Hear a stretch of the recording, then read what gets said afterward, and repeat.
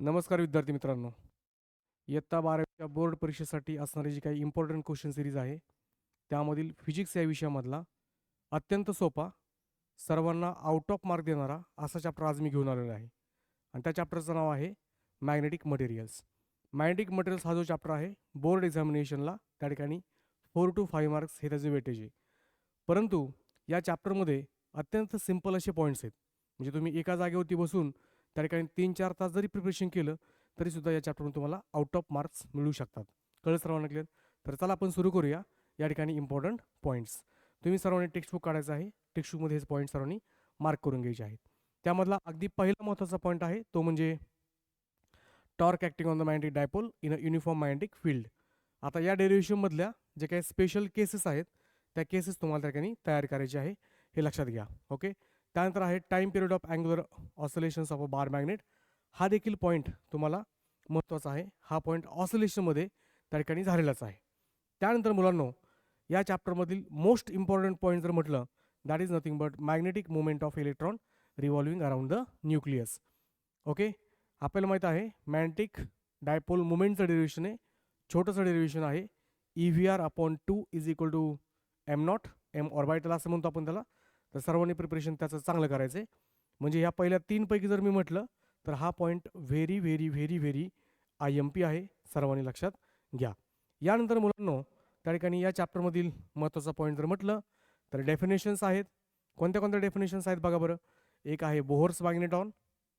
Okay, Bohr's magneton. त्यानंतर आहे गायरोमॅग्नेटिक ratio, very IMP. नंतर आहे मॅग्नेटायझेशन. मॅग्नेटायझेशन तर खूप वेळा पेपरला पडतं. तर मॅग्नेटायझेशनची डेफिनेशन लिहायची, त्याचा फॉर्म्युला लिहायचा, त्याचं SI युनिट लिहायचं, त्याचं डायमेन्शन लिहायचं. म्हणजे मी तर म्हणेल की डेफिनेशन्समध्ये जर फॉर्म्युला असेल, म्हणजे डेफिनेशन लिहायची, लगेच फॉर्म्युला लिहायचं, त्याचं SI युनिट आणि डायमेन्शन त्या ठिकाणी मेन्शन करायचंच, जर आपण फॉर्म्युला लिहिणं पॉसिबल असेल तर. ओके. म्हणजे ज्या ज्या डेफिनेशन्सला फॉर्म्युला आहेत ते त्या डेफिनेशन्सबद्दल. नंतर आहे मॅग्नेटिक इंटेन्सिटी, महत्त्वाचा डेफिनेशन आहे. Magnetic susceptibility. ओके. या 5ही डेफिनेशन या चॅप्टरमधील मोस्ट इम्पॉर्टंट डेफिनेशन्स आहेत असं म्हणायला काही हरकत नाही. नंतर येतो मुलांनो डिफरन्स बिटवीन डायमॅग्नेटिक, पॅरामॅग्नेटिक आणि फेरोमॅग्नेटिक मटेरियल्स. या ठिकाणी प्रिपरेशन करत असताना डायमॅग्नेटिक, पॅरामॅग्नेटिक आणि फेरोमॅग्नेटिक अशा तिघांचे 3 कॉलम करायचे आणि त्या कॉलममध्ये व्यवस्थित पॉईंट्स लिहायचे. जरी तुम्हाला क्वेश्चन त्यांनी डेफिनेशन विचारू दे, त्यांनी आपल्याला त्या मटेरियलबद्दल एक्सप्लेनेशन विचारू दे, तरीसुद्धा तेच पॉईंट त्या ठिकाणी आपल्याला लिहिता आले पाहिजेत. म्हणजे डिफरन्सचं पण काम होऊन जाईल आणि आपल्याला त्या पॉईंट्सचं सुद्धा जर म्हणजे एक्सप्लेन जरी क्वेश्चन आला तर त्याचं पण आन्सर व्यवस्थितपणे लिहिता येईल. अशा प्रकारे या ठिकाणी यांचं प्रिपरेशन सर्वांनी करून ठेवायचं आहे. टेक्स्टबुकमध्ये मार्क करून ठेवा, महत्त्वाचा पॉईंट आहे, लक्षात घ्या. नेक्स्ट पॉईंट त्यानंतर आहे मुलांना क्युरी टेम्परेचर, इम्पॉर्टंट आहे. Ferromagnetism on the basis of domain theory, important आहे. हिस्ट्रेसिस लूपवरती त्या ठिकाणी what is retentivity and what is coercivity या 2 डेफिनेशन्स आणि त्याच्या कंडिशन्स या ठिकाणी आपल्याला येणं गरजेचं आहे. यालासुद्धा मी इम्पॉर्टंट आहे असं म्हणेल. कळलं सर्वांना क्लिअर? लक्षात आलं? म्हणजे थोडक्यात जर बघायचं म्हटलं तर या चॅप्टरमध्ये डेफिनेशन्स आहेत. डेफिनेशन्स आहे तर मॅग्नेटिक डायपोल मुवमेंटचं डेरिव्हेशन आहे.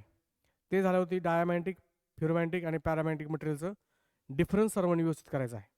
ते झाल्यावरती त्या ठिकाणी Curie temperature, ferromagnetism on the basis of domain theory आणि त्यानंतर हिस्टेरिसिसवरती आधारित असणारे रिटेंटिव्हिटी आणि कोर्सिव्हिटी या 2 डेफिनेशन्स. इतका सिंपल असा हा चॅप्टर त्या ठिकाणी आहे. तर आपण पाहूया आत्तापर्यंत कोणते कोणते PYQs आहेत. PYQsवरून आपल्याला एक अंदाज येऊन जाईल की या चॅप्टरमध्ये बोर्डाच्या पेपरला काय काय येतं. चला, पहिला पॉईंट बघा. त्यांनी आपल्याला विचारलेला आहे magnetic potential energy of dipole, त्याचा फॉर्म्युला. हा फॉर्म्युला आहे टेक्स्टबुकमध्ये, तर काही हा बघून घ्या formula. Very simple formula, very simple derivation as well. व्यवस्थित तयारी करायची, महत्त्वाची. नेक्स्ट, आता हा न्यूमेरिकल आहे बघा. ओके. जसं मी तुम्हाला मागाशी सेकंड पॉईंट तुम्हाला सांगितला की त्या सेकंड पॉईंटमध्ये म्हणजे टाईम पिरियडचं जे काही इक्वेशन्स आपण म्हणलं की नाही, ते time period of oscillating bar magnet. Okay. तर त्याच्यावरती आधारित हा न्यूमेरिकल आहे. हा न्यूमेरिकल तुम्हाला पेज नंबर 253 वरती आपल्या टेक्स्टबुकमध्ये बघायला भेटेल. नेक्स्ट, एक्सप्रेशन त्यांनी विचारलं, मी तुम्हाला मगाशी सांगितलं मॅग्नेटिक डायपोल मुवमेंटचं त्यांनी एक्सप्रेशन आपल्याला विचारलेलं आहे of revolving electron. Page number 251 वरतीच आहे.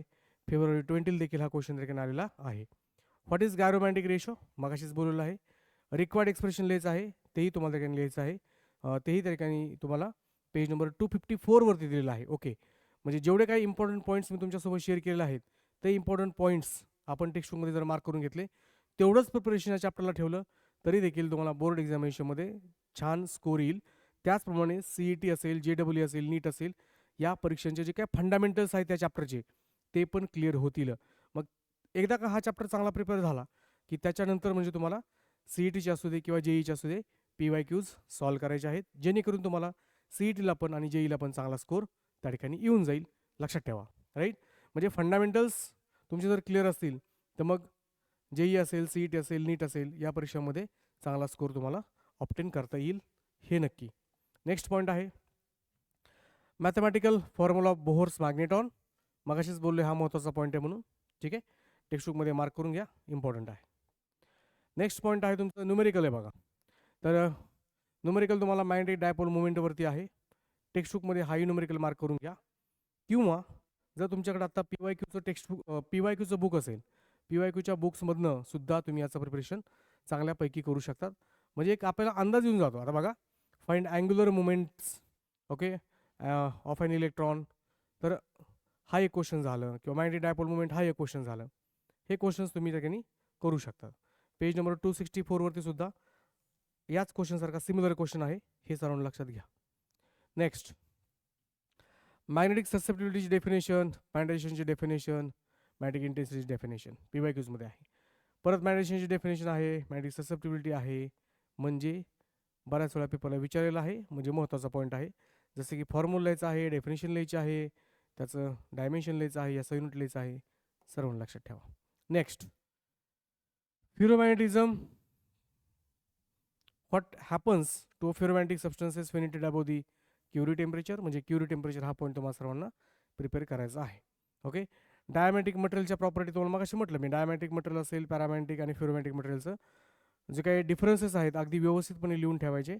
तेच आन्सर्स असे क्वेश्चन्स आल्यानंतर त्याच्यामध्ये लिहायचे आहेत, हे सर्वांना लक्षात ठेवायचं आहे. नेक्स्ट पॉईंट, क्युरी टेम्परेचर म्हणजे काय, हाही क्वेश्चन पेपरला पडतो. डायमॅटिक मटेरियल असेल, पॅरामॅग्नेटिक मटेरियल असेल, यांच्यामधला डिफरन्स मगाशीच कव्हर केलेला आहे मी हा पॉईंट. फेरोमॅग्नेटिझम म्हणजे काय, मगाशीच कव्हर केलेला आहे हा पॉईंट.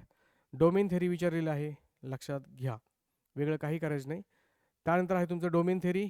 फेरोमॅग्नेटिझम म्हणजे काय, प्रिपेअर करताना व्यवस्थितपणे टेक्स्टबुकमध्ये पण मार्क करून घ्या आणि तुमच्या अभ्यासामध्ये सातत्याने ह्याची रिव्हिजन करत चला. सिम्पल चॅप्टर आहे. ओके, न्यूमेरिकल पण बघा, न्यूमेरिकल सुद्धा त्या ठिकाणी विचारलेला आहे. ससेप्टिबिलिटीवरती हा न्यूमेरिकल आहे, very easy numerical. Similar question is solved on the page number 257.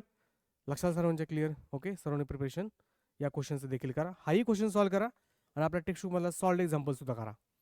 नंतर ससेप्टिबिलिटीचा क्वेश्चन आहे बघा, आपल्याला माहीत आहे ससेप्टिबिलिटी का is inverse proportional to temperature, याच्यावरती क्वेश्चन्स येते, very simple questions. Okay, yes. अशा प्रकारे या चॅप्टरमधले सर्व जे काही इम्पॉर्टंट असे पॉईंट्स आहेत मी तुमच्यासोबत कव्हर केलेले आहेत. परत एकदा 1 मिनिटामध्ये रिवाईज करतो. पहिला इम्पॉर्टंट पॉईंट या चॅप्टरमधला म्हणजे मॅग्नेटिक डायपोल मुवमेंट. या चॅप्टरमधला पहिला इम्पॉर्टंट पॉईंट म्हणजे magnetic dipole movement of and revolving electron, very very important. त्यानंतर दुसरा महत्त्वाचा पॉईंट या चॅप्टरमधला तो म्हणजे या definitions, Bohr's magneton, gyromagnetic ratio, magnetisation, magnetic intensity, magnetic susceptibility. जर हे पेपरला पडलं तर आन्सरमध्ये काय लिहायचं हे या ठिकाणी मी साईडला लिहून दिलेलं आहे. लक्षात सर्वांच्या क्लिअर. डिफरन्स मी तुम्हाला सांगितलं आहे, डायमॅग्नेटिक मटेरियल, पॅरामॅग्नेटिक मटेरियल आणि फेरोमॅग्नेटिक मटेरियलमधला डिफरन्स, हाही पॉईंट मी तुम्हाला सांगितलेला आहे. त्यानंतर क्युरी टेम्परेचर म्हणजे काय, व्हॉट इज फेरोमॅग्नेटिझम आणि डोमेन थेरी, हेही सांगितलेलं आहे. रिटेंटिव्हिटी आणि कोर्सिव्हिटी म्हणजे काय, हेही पॉईंट मी कव्हर केलेले आहेत. रिटेंटिव्हिटी आणि कोर्सिव्हिटीवरती देखील MCQ PYQमध्ये आपल्याला पाहायला भेटतो. चॅप्टर हा तसा खूप सोपा आहे मुलांनो, अगदी सर्वांनी त्या ठिकाणी जबरदस्त प्रिपरेशन या चॅप्टरचं करा.